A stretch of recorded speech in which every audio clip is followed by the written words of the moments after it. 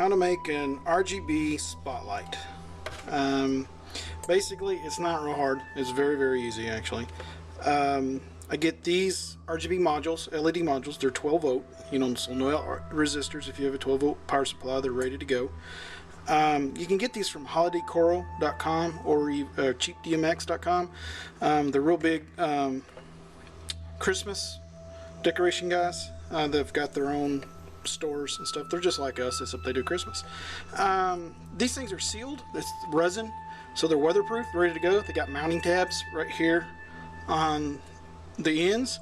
These are the rectangular ones. They also, Holiday Koro actually has the same type of light. These are 50/50 LEDs, by the way.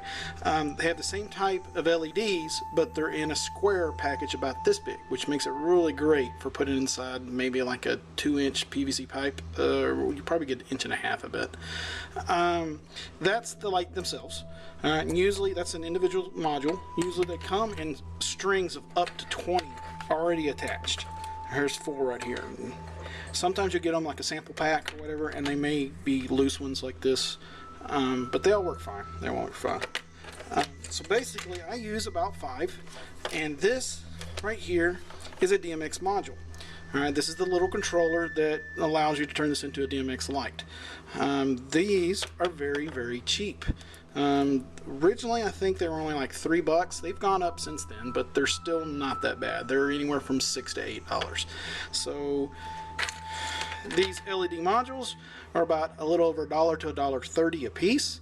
So you're looking at, I don't know, 20 bucks by the time you get all the hardware for this thing to finish, maybe a little bit more. Hang on just a second and I'll show you a finished product.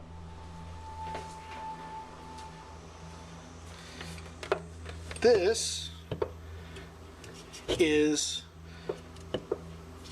basically a cheap halogen work light from Home Depot that has all the guts have been pulled out of it, and all I've done is I've taken this DMX module and there's a little piece of plywood in there.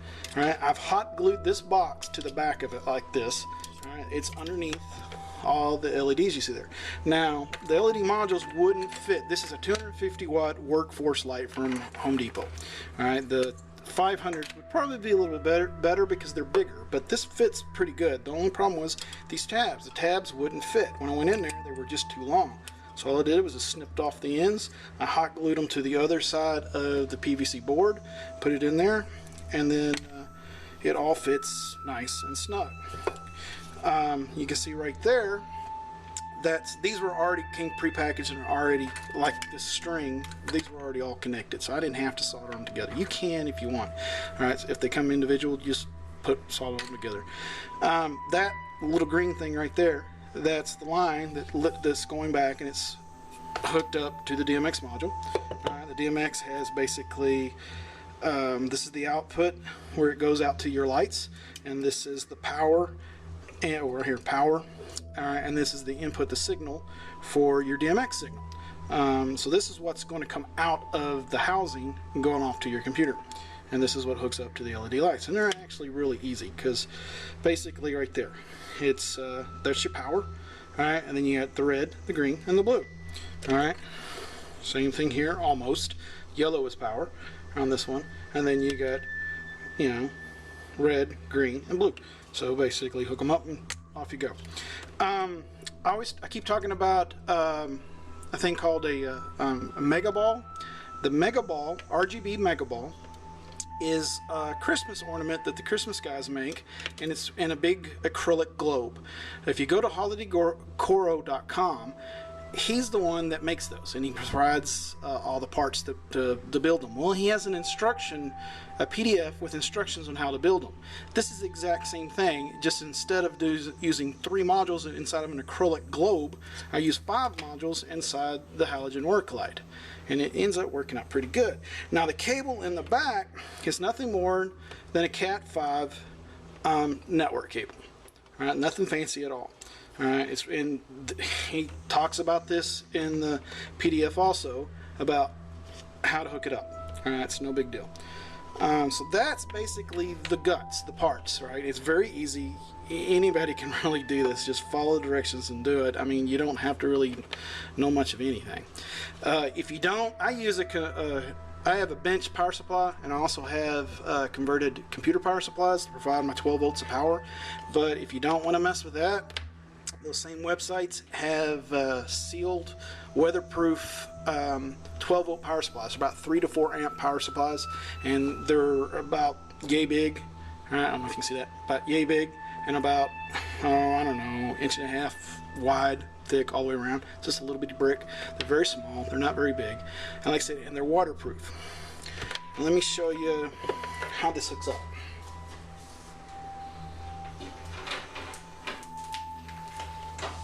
So basically, you take another RGB cable, all right, and you slice the jacket open right here. I sliced it open, and you can see all this stuff. You take all the stranded colors and you twist them together. You take all the solid colors and you twist them together. This is where you're going to hook up your power. This one right here is the only one that wasn't cut. This is the data line for the DMX. It comes all the way up here to this end, so that only data is coming in through here. Alright, so this is what's going to plug into your computer, or to your DMX interface to your computer. So there's no power on this end of it. The power gets injected right here, and it goes this way down the line. I'm not going to go into big detail about this. Like I said, read the PDF. He talks about this in depth, right? The PDF about the Megaball, and also there's also a PDF about the DMX controllers themselves. Read that.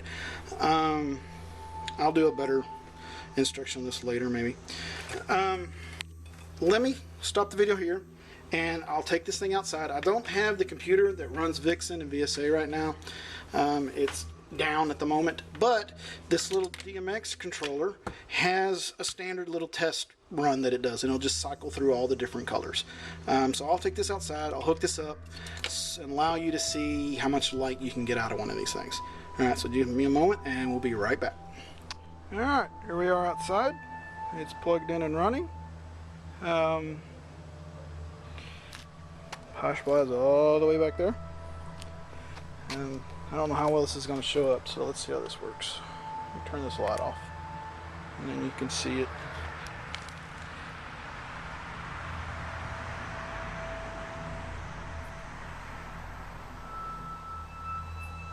And this might be a limitation of my camera. I may not be able to pick it up right, but trust me, it's lighting up pretty much a third of my house. Alright, and it's bright, but not overly bright. It's perfect for hunting. Yeah, I mean, and the colors are really good, really good.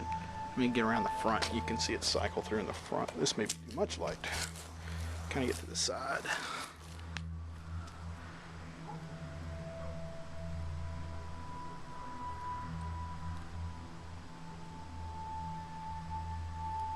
And all it's doing is cycling through each color.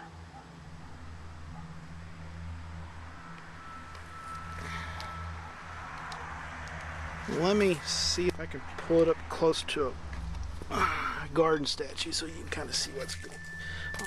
Oh, I can just unplug it. And we're back. Sorry about that. I pulled the cable out. Anyway, here it is. I'm about 4 feet away from the garden statue you're looking at. And as you can tell, it gets a nice good wash all the way across. Pardon the grass. My grass is really tall because, you know, haunts are spooky when the grass is tall. So I haven't mowed in a month, and we've been dodging the code enforcement guys all month.